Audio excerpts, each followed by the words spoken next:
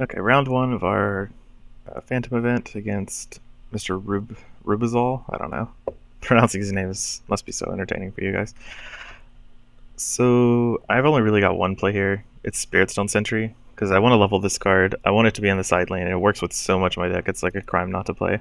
I could also play the Duskmaw on like the center lane here to have a flex on either of his like middle lanes, but I don't really know what he's playing. I don't know if Duskmaw is good against it, and I'm not guaranteed to draw tendrils. So I mean, it's still a good play if I didn't have Spiritstone Sentry here, but I do. And he's not playing any Duskmaws or anything like that because I would be able to see his Soulbind. So my opponent's probably playing Herald. That's usually what I default to. Even though Spiritstone Sentry's not great against Herald, it's still a threat they have to deal with eventually, you know? Looks like he's playing Stasis Warden or some sort of Alayan Tempys turbo level deck. This deck is actually really, really weak against a strong early game, so I'm going to play this Frostmane Dragon. Okay, what's the play here? I could kill that Master of Elements, but it doesn't really matter that much. I think I play the Frostmane Dragon. Nether Shriek's like okay, but it's only a 4/4. I'd rather have the Frostmane Dragon. I could Scythe of Chiron my Spiritstone Sentry to kill his creature, but I want to play Surzal this turn, and I'm not guaranteed into a side lane. But playing these two creatures will let me, you know, try to secure a little more of my side lane dominance. And now I want to be looking forward to like an Immortal Echoes or something like that. This isn't a great hand to keep aggression going. Usually I like Immortal Echoes or Scythe of Chiron to try and, you know, force them to like deal with my creatures and keep having threats. But this hand's fine. I don't really know what he's playing because there are a lot of different types of ways you can build this Alolan Tempest Energy Surge deck. You can build it a lot of different ways. But actually, Leyline Demon is always incredible against these decks because they just try to play a bunch of free spells. So maybe I'll draw some of those next turn. I still have 2 left in my deck. So Battle Brands my Frostmane and levels up an Energy Surge. So he has 2 level 2 Energy Surges. It's quite good for him. I think my best play is probably to meta transferred my Spiritstone. Okay, that's kind of loose. Spiritstone's only a 4/4. What did he level? He leveled to Master of Elements. So I could kill this Master of Elements with the tendrils, but I would rather move my Windweaver or move my Spiritstone Sentry so it gets reset. So it becomes a 4/4 in the side lane. And for my second play, I'm just going to play a Windweaver. Just because it's 12 power at rank 2, and it allows me to have more mobility, and it lets it's a lot better creatures than the ones I had in my hand, which were just 4 power creatures. Now if he plays something I can't deal with my creatures somehow, his decks, all I've seen are like Master of Elements. So maybe if he plays like a Stasis Warden, if that's this sort of thing, then I can kill it with Duskmaw Tendrils combo.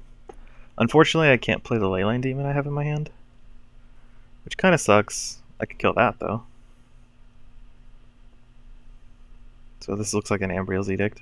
That's actually pretty good for me, since it opened up my slots for Duskmaw and made my Spiritstone Sentries big. Any deck that relies on Ambriel's Edict is really soft to Spiritstone Sentry. So I could play Scythe here, just for 2 power, or I could play Leyline Demon to rank it up. I think Leyline Demon's a smidgen stronger. Just because I get a level 2 version of my deck going into rank 2, and they're free. Like he's going to play 2 turns because he has 2 Master of Elements and 2 Energy Surges. So it's pretty unlikely he doesn't have some sort of plays with this. This is I've played these types. My opponent's playing a free spell deck. I call it Storm decks in my head, even though they don't really resemble Storm decks from Magic. But for sake of naming it, I'm going to call it a Storm deck. He just burned out my Borean Windweaver. Well, the Storm decks are really soft to Spiritstone Sentry, because they can't get rid of it with Ambriel's Edict, and that's how they deal with creature swarms. Like, there's no other good card that deals with creature swarms other than Ambriel's Edict. So if they can't deal with... What was the other card he played? Perilous Insight, targeting Lucid Echoes and Ice Torrent. Is he really just trying to kill the Ice Torrent? That's so loose. Where was I? I don't remember my train of thought. But I'm going to hit him for 24 here. Move my Duskmaw over here. Play a Frostbane Dragon in the center lane and replace this Leyline Demon with a Spiritstone Sentry. Just because I can, if I draw a Borean Windweaver, I don't know what he's going to do really. But having a 6/6 on the board is better than having a 4/6 on the board, even though I'm losing 4 damage this turn. So if he kills one of my creatures and then plays another spell, I get the Leyline Demon. One of the bad things about Leyline Demon is it only triggers on their third spell. So if you play if your board is full and they play 3 spells, you don't get it. Then they play a 4th spell, you still don't get it because it's not the 3rd spell. So he killed my creature, and now he's gonna play a 3rd spell to make my Leyline Demon come into play. If it's a creature, he should have just played that one first because he knew I had Leyline Demon on my deck. I ranked it up in rank 1.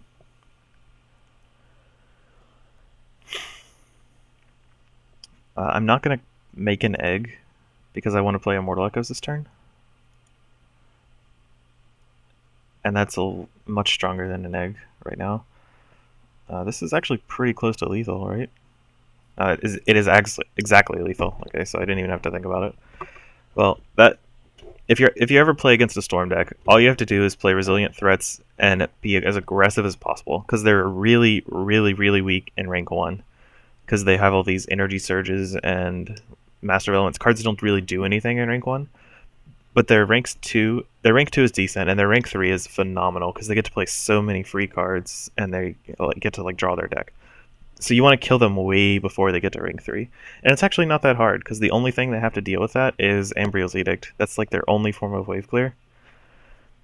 And if you have resilient threats like Spiritstone Sentry or Dino Knight works too, anything like that, you get to dodge their Ambriel's Edicts and keep bashing them in the face to win. And it's pretty good path to victory. So that's 1-0.